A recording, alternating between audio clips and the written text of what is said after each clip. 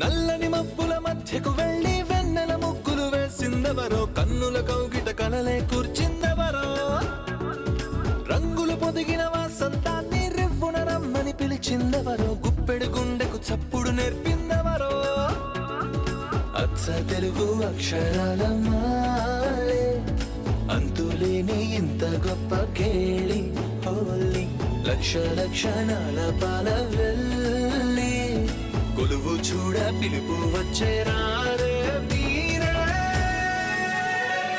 నింగికి నేలకు మధ్యన జరిగే వైభోగాన్ని చూతము రండి, సిరితో శ్రీహరి అడుగులు కూడా వేళ, ఈ కళ్యాణపు వైభోగానికి కొత్తగా పేరేం పెడదామండి, ముల్లోకాలకు కబురే పెట్టండర్రా. ఇక్కడ పెట్టమ్మా.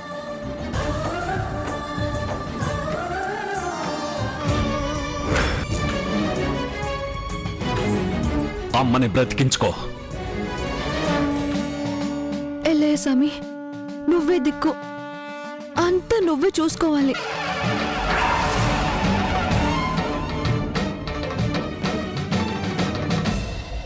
ఏ చిరునవ్వు కోసం ఈ సుకుమారి పయనం, తెలిసేలోగా తెలవారే దీపం, తను చేరేదే స్వర్గం అనుకుంటుందే పాపం, ఏమవుతుందో చిలకమ్మ భవితం. నర్స్, ఈ అమ్మాయికి సెడేషన్ ఇవ్వడానికి రెడీ చేయండి. వెళ్ళమ్మా. రండి. చేరనీకే కంట నీటి చెమ్మ, లోకమంతా కూర్చోండి, ఇప్పుడే వస్తాను. నీదనంటే కాదంటాడా బ్రహ్మ.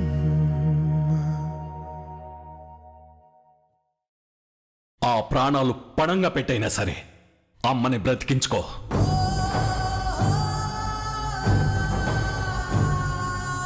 మంగ మంగెక్కడా? ఎవరు మంగ? అదే కిడ్నీ ఇవ్వడానికి వచ్చింది ఆ అమ్మాయి. ఇప్పుడే ఆపరేషన్ థియేటర్లోకి తీసుకెళ్లారు.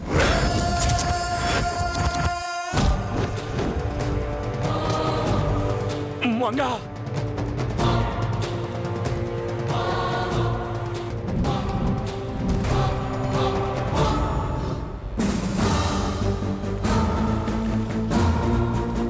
ఇది వేసుకోండి.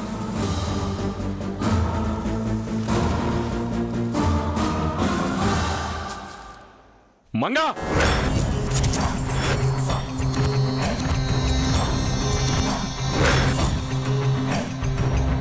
బాబాయ్, నీకేమన్నా పిచ్చెక్కిందా? అది కాదు.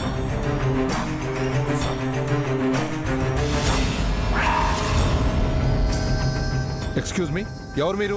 అనుమతి లేకుండా ఆపరేషన్ థియేటర్లోకి రాకూడదని తెలీదా? బయటికి వెళ్ళండి. ఎవరిని అడిగి మా మంగ కిడ్నీ తీసుకుంటున్నారు? తనే స్వయంగా ఒప్పుకొని సంతకం చేసింది.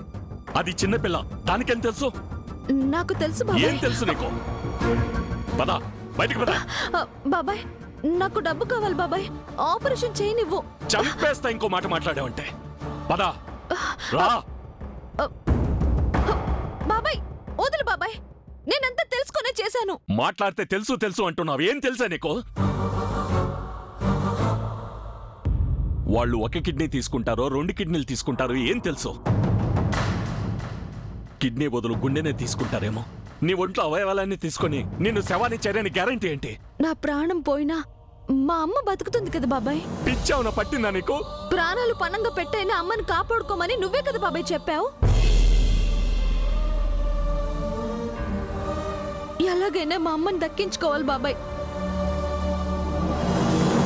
మా అమ్మ లేకపోతే నేను బ్రతకలేను. మరి నువ్వు లేకపోతే మీ అమ్మ బతుకుతుందా మంగా? నీకు మీ అమ్మ కావాలి, మీ అమ్మకు నువ్వు కావాలి.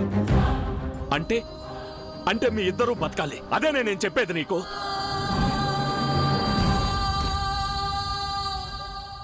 మీ అమ్మను బతికించుకో, కానీ నువ్వు చనిపోయి కాదే. నేను రావడం కాస్త ఆలస్యం అయింటే ఎంత ఘోరం జరుగుండేది. ఇంకెప్పుడు ఇలాంటి పిచ్చి పని చేయకు రామంగా.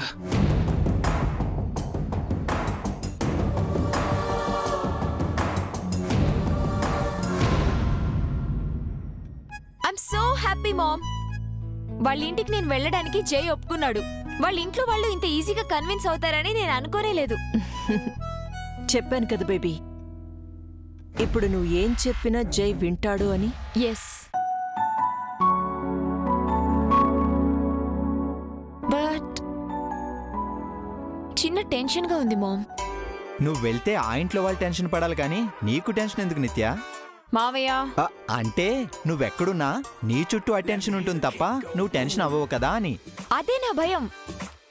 నేను అక్కడికి వెళ్ళగానే అంతా నాపై అటెన్షన్ పెడతారు, అందరి చూపు నాపైనే ఉంటుంది. అప్పుడు నేను ఎలా ఉండాలి? నీలాగే ఉండు నిత్య. మామ్, నువ్వు నీలాగే ఉండు. ఇక్కడ ఎలా బిహేవ్ చేశావో అక్కడ కూడా అలాగే ప్రవర్తించు. ఎవరి కోసమో నీ క్యారెక్టర్ని మార్చుకోకు, ఎవరికి బెండ్ అవ్వకు. నీ పద్ధతులు, అలవాట్లు, టైమింగ్స్ ఏవీ మార్చుకోకు. నీ కోపం, నీ హ్యాపీనెస్, నీ ఎమోషన్స్ని కూడా దాచుకోవద్దు. వాళ్ళు నిన్నులాగే అంగీకరించాలి. ముఖ్యంగా నువ్వేంటో వాళ్లే అర్థం చేసుకుని నీకో అనుకూలంగా మారాలి. That's important. మామూలుగా నూరిపోయట్లేదుగా. What a wonderful tuning. Correct ma'am. Jai కూడా నాకిదే చెప్పాడు. నన్ను నాలాగే ఉండమన్నాడు. అప్పుడే నేను హ్యాపీగా ఉంటాను అన్నాడు.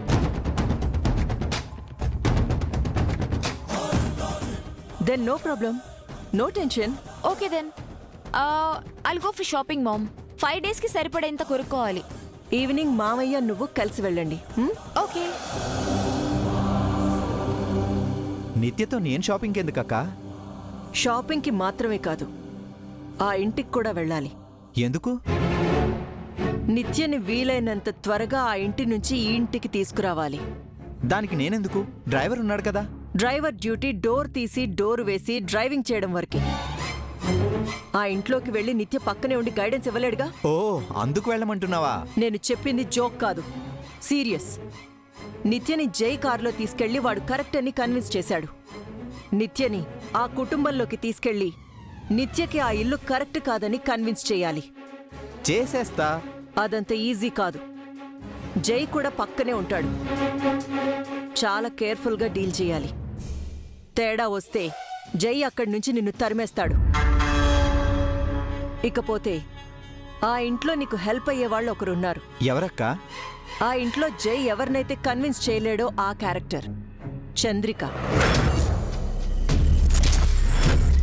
నిత్య ఇంటికి కరెక్ట్ అని ఎవరినైనా కన్విన్స్ చేయొచ్చు కానీ నన్ను ఒప్పించలేరు. అదేంటే నిత్య ఈ ఇంట్లో 5 రోజులు ఉంటుందంటే ఎదురు చెప్పకుండా ఎగిరి గంతేసిన దానివి ఇంకా నిన్ను జై ఒప్పించడం ఏంటి? అవును మమ్మీ, ఎంతో గొడవ చేస్తావనుకుంటే బావకి సపోర్ట్ చేసావేంటి? అదే తన ప్లాన్. తను ఎదురు తిరిగిన జై అలాగూ పట్టించుకోడు. అదే సపోర్ట్ చేస్తే మేనత్త మంచిదని మార్కులు వేస్తాడు. దానివల్ల ఆవిడకొచ్చే ఉపయోగం ఏంటి? చాలా ఉపయోగాలున్నాయి. జై మనల్ని నమ్ముతాడు. నిత్య విషయంలో మనం ఫేవరే కానీ ప్రమాదం కాదు అనుకుంటాడు. నిత్యను మనతో కలిసిపోయేలా చేస్తాడు. దాంతో నేను చచ్చినా కలవను. కలవద్దు, కలిసినట్టు నటించు చాలు. నటిస్తే నమ్మేస్తుందా? చాలా ఈజీగా నమ్ముతుంది. నిత్యని వాళ్ళు పొల్యూట్ చేస్తారు. జై తనకు కరెక్ట్ కాదని చెప్పుడు మాటలు చెప్తారు. తన మనసు విరిచేస్తారు. కానీ నిత్య జైని బాగా ఇష్టపడుతుంది కదా, అంత ఈజీగా వాళ్ళు బొట్లో పడుతుందా? పడేలా చెయ్యాలి. మన మాట వినకపోతే అదే ఇంటికి కరెక్ట్ కాదని ఇంట్లో వాళ్ళని ఒప్పించాలి. 5 రోజులు కాదు, 2 రోజుల్లోనే ఈ ఇంటి నుంచి తిరుగుటప్పా కట్టాలి. మొత్తానికి ఈ ఇల్లు తనకు కరెక్ట్ కాదని నిత్యకు, నిత్య ఈ ఇంటి కోడలుగా ఈ ఇంట్లో కరెక్ట్ కాదని అర్థమయ్యేలా చేయాలంటావు. Very good idea ma'am. నిజంగా ఇది మనకి లక్కీ ఛాన్స్. లక్కీ కాదు, గోల్డెన్ ఛాన్స్. నిత్యని ఆ ఇంటికి 5 రోజులు పంపాలన్న థాట్ రావడమే మన హాఫ్ విక్టరీ. జూకి వస్తున్నట్టు ఆ నిత్యం మన ఇంటికొస్తోంది. కానీ అది సరాసరి పులిబోనులోకొస్తోంది. దానికి నేనేంటో చూపిస్తాను. ఆ ఇంటి వాళ్ళకి నిత్యపై ఇరిటేషన్ రాకుండా, ఆ మనుషుల్ని నిత్య కోప్పడకుండా జై ఎలా అడ్డుకుంటాడో చూస్తాను. వాడి తలలో తెలివి ఎంతుందో చూస్తాను. ఈ ఇంట్లో వాళ్ళకి ఇదొక ఎగ్జాంపుల్ కావాలి. ఈ ఇంటికి నువ్వు తప్ప ఇంకే ఆడపిల్ల కోడలిగా సరిపోదని తెలిసేలా చేస్తాను. నిత్య చేతికి జై తొడిగిన రింగుని నీ చేతికి తొడిగేలా చేస్తాను. అదే జరిగి నిత్య సేఫ్ అవ్వాలి. మళ్ళీ ఆ ఫ్యామిలీ నీడ కూడా ఈ ఇంటిపై పడకూడదు. పడదక్కా, నాకు వదిలేసావు కదా, నేను చూసుకుంటాను. మై హూనా. అక్కడ ఇలాంటి ఓవర్ యాక్షన్ చేయకు. రేపు మీరు వెళ్లేలోపు కొత్త పని మనిషిని చూడు. ఆల్రెడీ మాట్లాడానక్క. ఇంటిని చూసుకోవడానికి ఓ మగ మనిషి, నిన్ను చూసుకోవడానికి ఓ ఆడ మనిషి, ఇద్దరిని సెట్ చేశాను. మంచివాళ్లేనా? వాళ్ళైనా ఓ 1 year పాటు ఉంటారా? అది మీ తల్లి కూతుళ్ళ ట్రీట్మెంట్ బట్టి ఉంటుంది. రేయ్, మంచోళ్ళక్క, బాబాయ్ అమ్మాయి. మంగా మంగా మంగా అబ్బబ్బబ్బబ్బబ్బబ్బా, చెవి కోసిన మేకలా అంతలా అరుస్తున్నావేంటి బాబాయ్? చెవి కోసిన మేకలా కాదు, గొంతు కోసిన గొర్రెలా అన్నా నేనేం ఫీల్ అవును. గొంతు కోస్తే గొర్రె అరవదు, చచ్చి ఊరుకుంటుంది. ఓ అవును కదూ. ఇదిగో నీకోసం చికెన్ బిర్యానీ తెచ్చాను. మళ్ళీ ఎవరికి జాతకం చెప్పావు? ఈ రోజు నుంచి జాతకాలు మానేశాను, ఎందుకంటే మన జాతకాలు మారిపోయాయి కాబట్టి. ఆహా, అంత డబ్బెక్కడిది బాబాయ్? కొంపదీసి జాతకాలు చెప్పడం మానేసి గోడలకి కన్నాలు వేయడం మొదలు పెట్టావా? కన్నాలు వేయలేదు, సున్నాలు వేయలేదు. మరంత డబ్బెక్కడిది? పని దొరికింది, అడ్వాన్స్ ఇచ్చారు. పని నీకేనా? నాకు దొరకలేదా?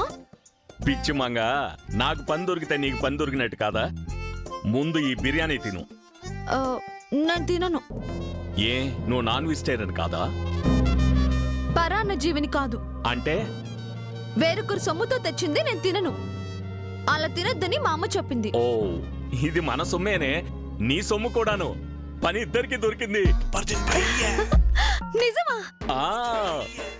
సపాటు ఎటు లేదు పాటైనా పాడు బ్రదర్ అంటూ ఆకలి రాజ్యంలో కమలసం లాగా నేను పని కోసం మన రాజధాని నగరపు వీధుల్లో తిరుగుతూ ఉంటే ఏజెంట్ అనబడే ఒక మహాత్ముడు నాకు ఎదురై ఒక పెద్ద ఇంట్లో పని చూపించాడు.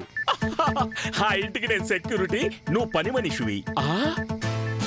ఏది మంగా మంగా?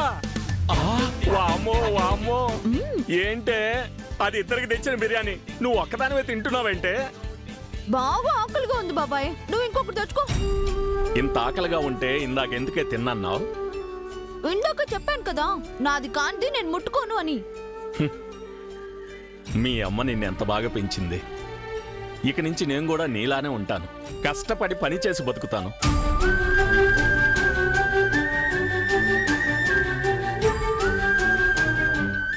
సరేగానే, త్వరగా తిను, షాపింగ్ చేయాలి మనం. ఎందుకు? ఎందుకేంటి, ఒక పెద్దింటికి వెళ్తున్నావు, బట్టలయ్యి కొనొద్దు. ఏ, ఇప్పుడున్న బాలేవా? నాకున్నాయి, నీకెక్కడున్నాయి? నీ బ్యాగ్ పోయింది కదా. అవును కదూ. అందుకే మనం షాపింగ్ వెళ్తున్నాం, నీకు బట్టలు కొంటున్నాం, నువ్వు రెడీగా ఉండు. Ready ready.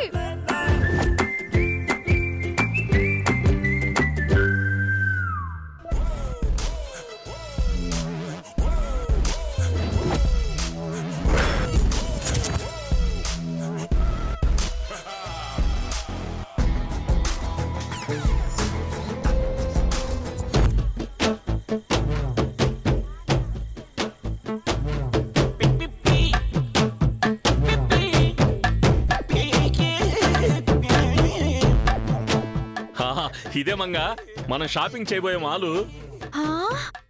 ఏంటి బాబాయ్, ఇంత పెద్ద కొట్టుకు తీసుకొచ్చావు? కొనడానికా కొట్టేయడానికా? కొనడానికే. ఇలాంటివి మనలాంటి వాళ్ళు బయట నుంచి చూడడానికి తప్ప లోపలికి వెళ్ళి కొనడానికి కష్టం బాబాయ్. ఏం కష్టం కాదు, ఈ రోజు ఇక్కడ డిస్కౌంట్ కూడా ఇస్తున్నారట. ఏది కొన్నా సగం ధరకే ఇస్తున్నారు, పైగా లక్కీ డ్రా కూడా ఉందట. పద పద. సరే అయితే.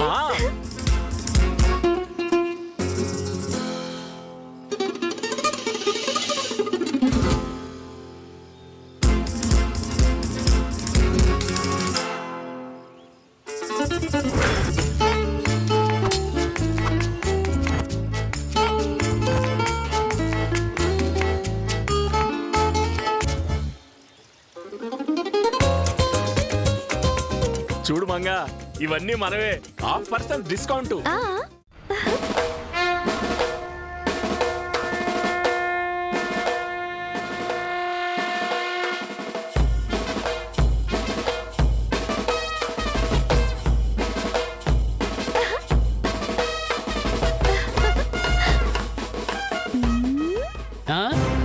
బాబాయ్ ఈ టై చూడు, ఈ బొమ్మకి ఎంత బాగుందో. వామ్మో. బొమ్మను కాదు, మేనేజర్ని.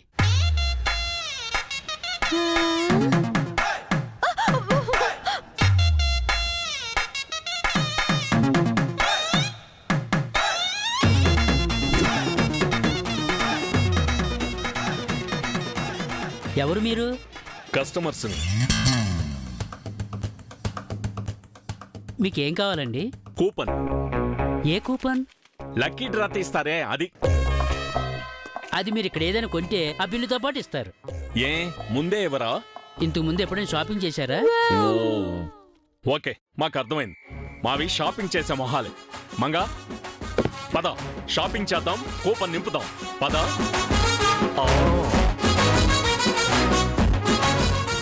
సురేష్ సార్, వాళ్ళ మీద ఒక కన్నేసి ఉంచు.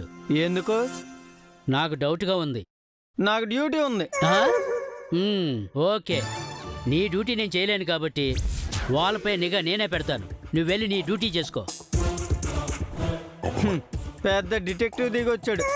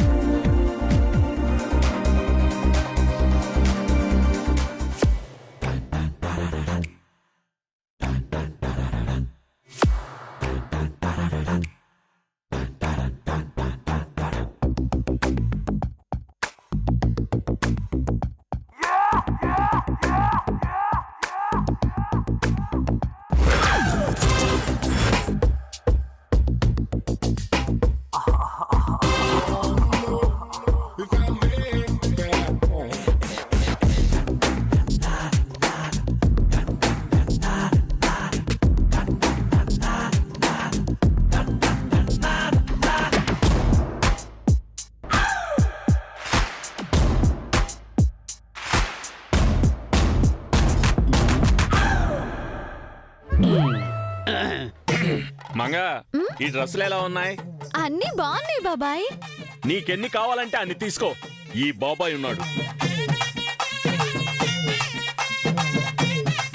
ఎన్ని కావాలంటే అన్ని తీసుకోమన్నాడంటే ఇది ఖచ్చితంగా బిల్లు పే చేసే పార్టీ కాదు, బేవర్స్గా ఎత్తుకెళ్లే పార్టీ అన్నమాట.